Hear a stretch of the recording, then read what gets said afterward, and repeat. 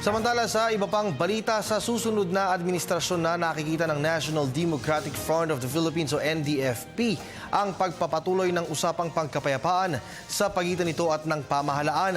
Ayon kay Randy Malayaw, konsultant ng GPH-NDFP peace process, hindi na sapat ang nalalabing 5 buwan ng Aquino administration upang mailatag ang suwisyon ng dalawang panig.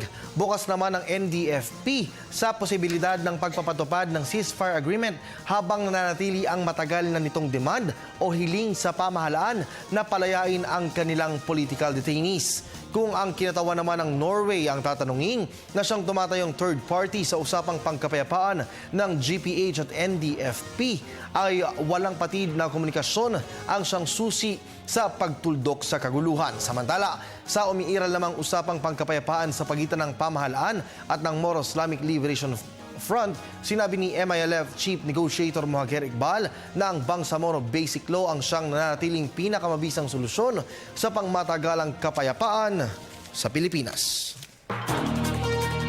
Marathons, not sprints. It takes often many failed attempts in order to achieve peace. You have to wait until that moment when all the factors are in place and the time is right for the parties to talk and to really commit to the peace process. We don't have plan B. Our plan is really to have the BBL pass during this administration. You start pressuring both houses of Congress? No, I do not want to use the word pressure. After all, the obligation to pass the BBL is rest with the government.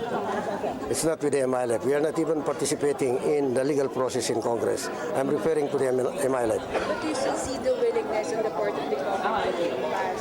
Yes, President Aquino and the administration of Aquino, we can see the seriousness. But it's in the hands of Congress, the lower house and the Senate.